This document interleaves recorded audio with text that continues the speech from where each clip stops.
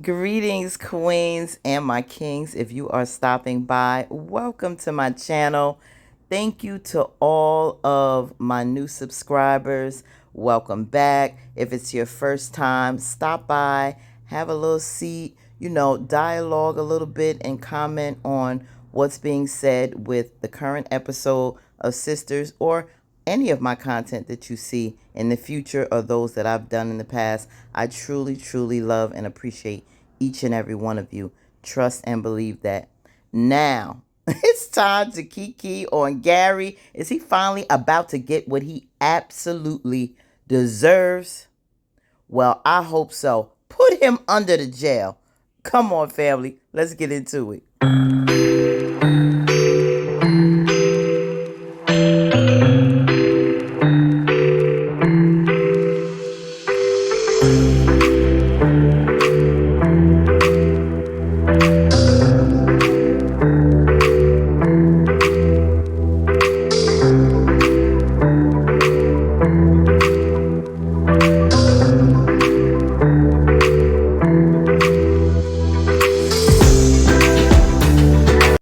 Now, besides talking and giving a recap and review of my thoughts on an episode, I just want to I love to get into life lessons as well for us to think about some of this stuff.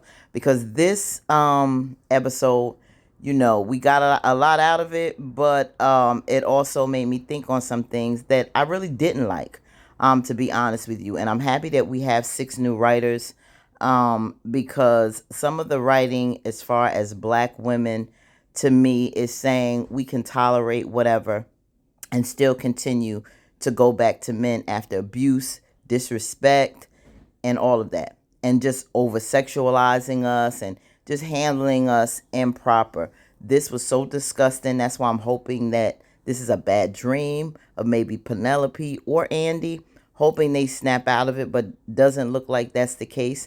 For a woman to now be friends with her brother's new girlfriend, who was the same woman um, who was engaged to her now fiance, and to find out that there are 2 other women who had the same engagement rings that he was also messing with, and you still are with him.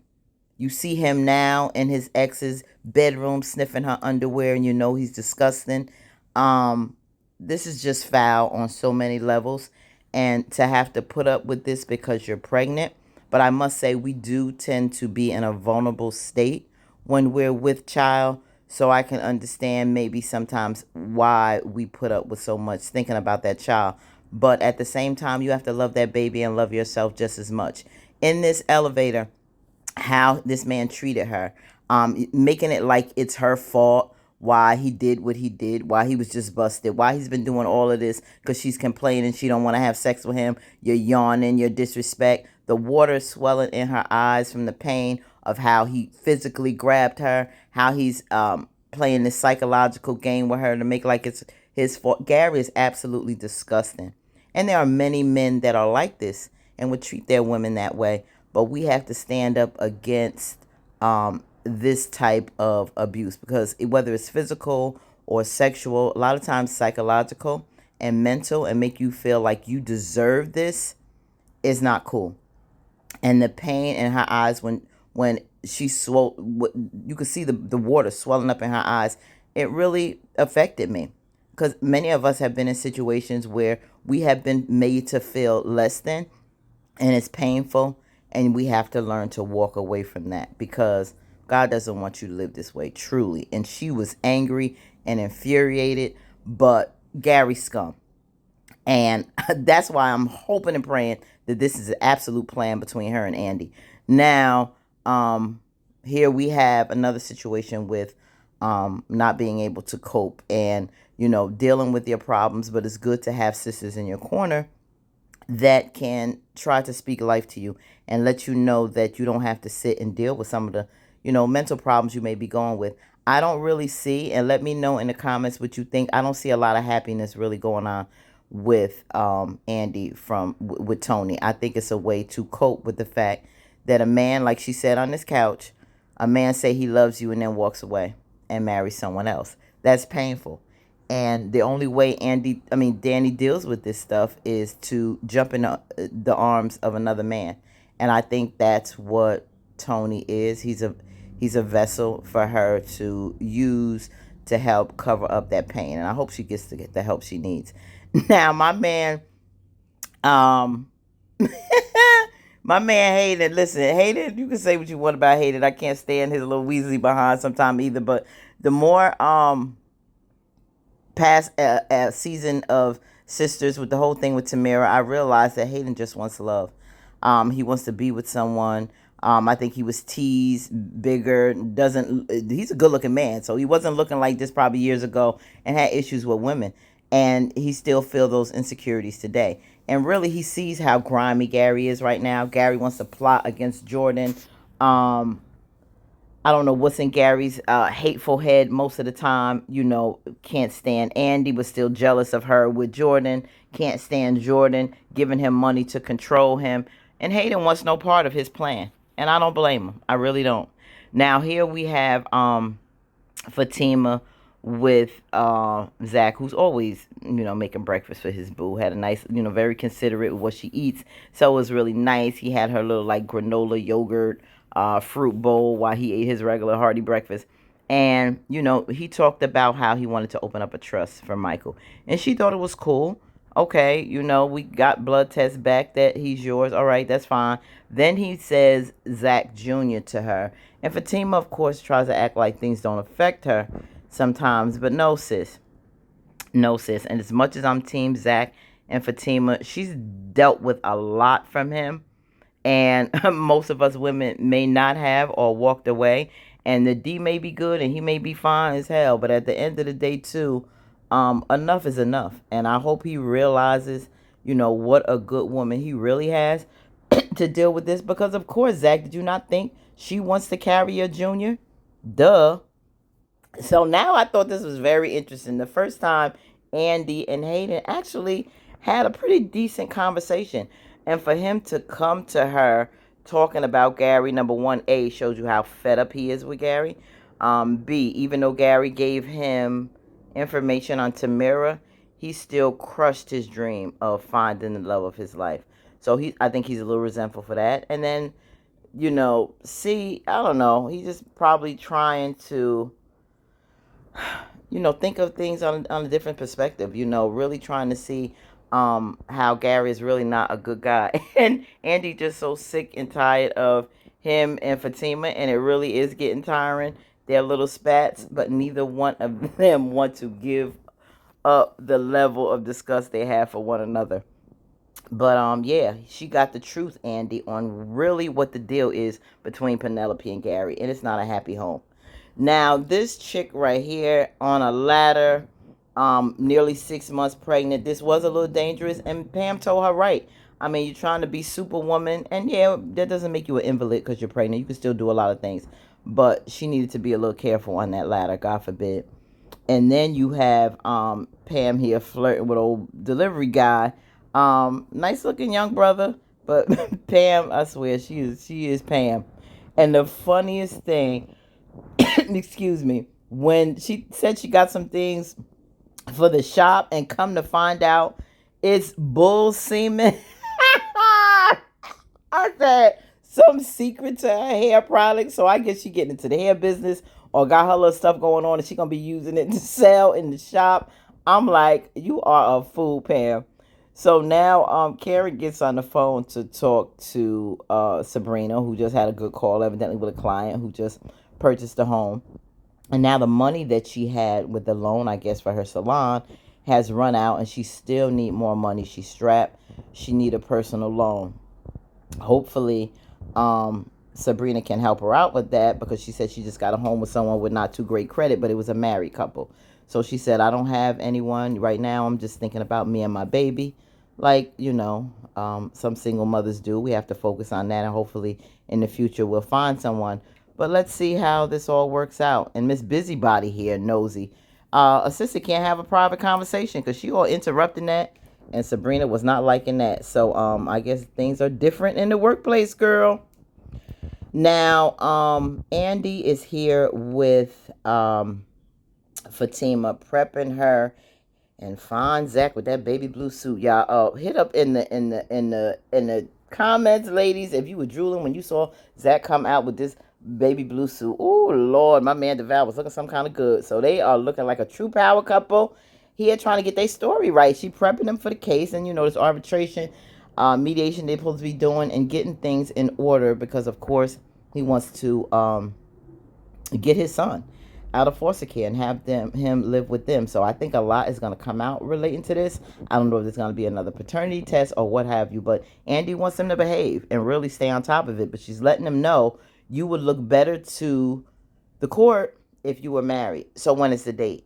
And you know, Fatima's dodging that bullet. Not Zach, but Fatima. He's like, yeah, okay, when's the date? So that really locked her in her steps, and she's like, oh God. Because as much as she loves him, she's thinking about all that comes with Zach. And it's a lot. Now, this is another thing when I talk about disrespect for us sisters and sometimes what some of these episodes are portraying. And this I didn't like. Old boy is up underneath the counter getting nasty. Talking about you want a little taste. That is so not cool at all. And I really don't think that Danni appreciated that. We're at work. People are around. He's supposed to be some type of executive, but you're over sexualizing her here at the office. Like, nah, not cool. Especially someone who's supposed to be of your stature. She was a little bit more professional in this aspect. So I don't know about Tony. Just that move alone made me look at him a little sideways. But like I said, I don't see a whole lot of happiness in Danny's face when it comes to him.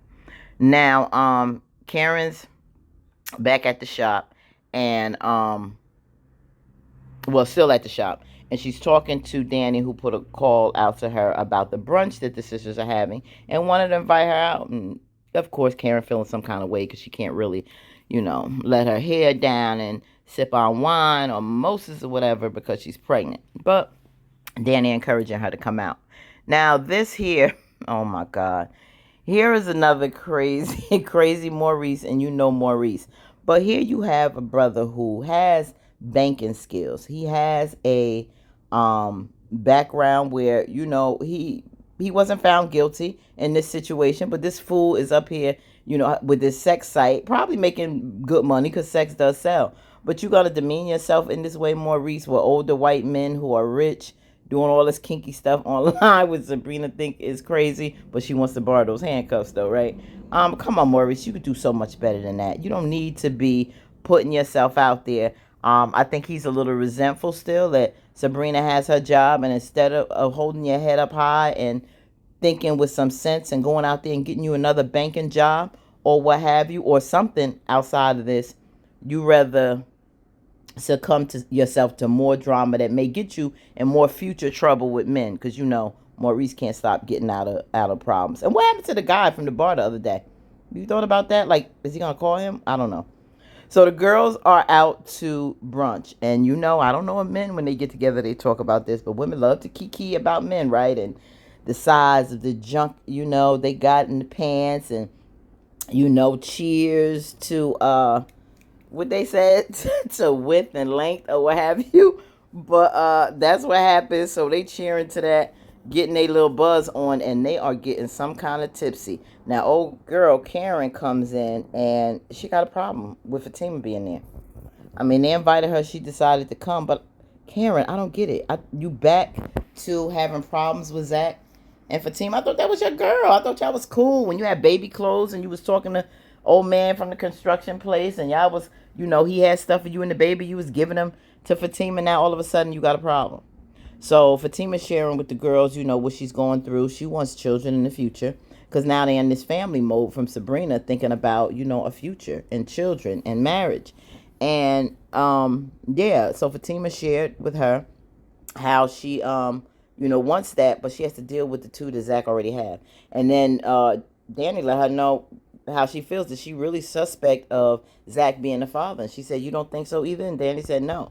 So then she went to share with her how she has a black therapist that she goes to that does wonders for her, and really encouraged her, because Sabrina shared the information, that she should go to therapy, and that she's really cool, and that the woman, is down to earth and won't judge her, and she should try her out. So she's gonna do that.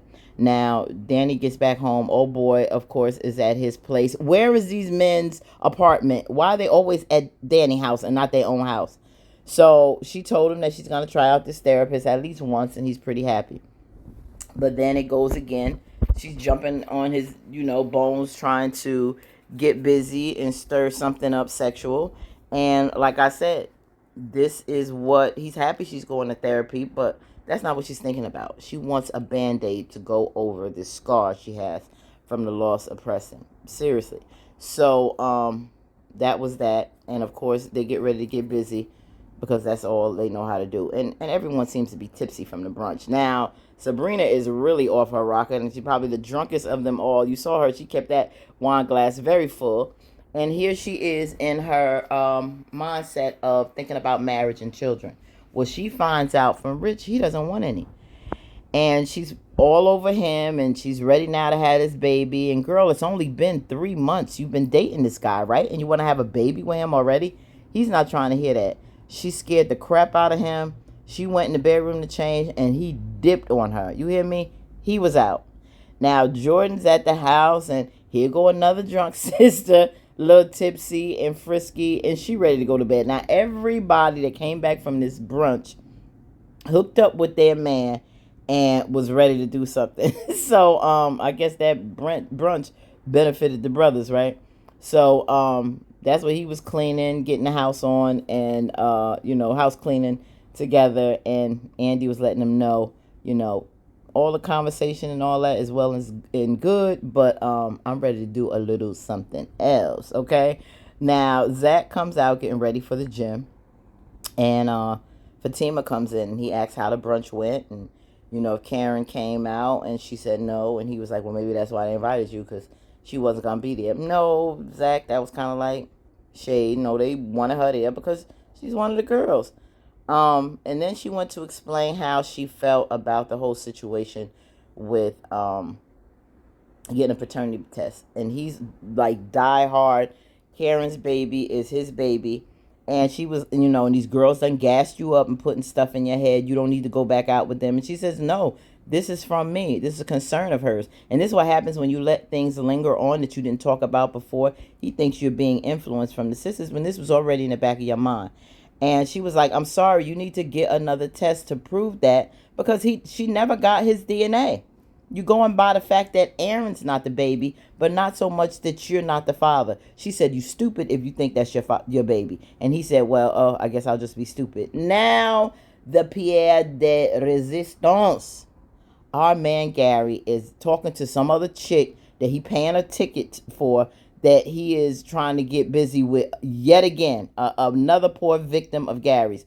Well, oh boy, his business partner comes in and said the SEC is after him. They're talking Ponzi scheme, scam, and all these other things that's, come to find out, Gary was doing everything shady to make money. Surprise, we shouldn't be. But there's a lot, like millions and millions of dollars that he was fraudulently doing in business.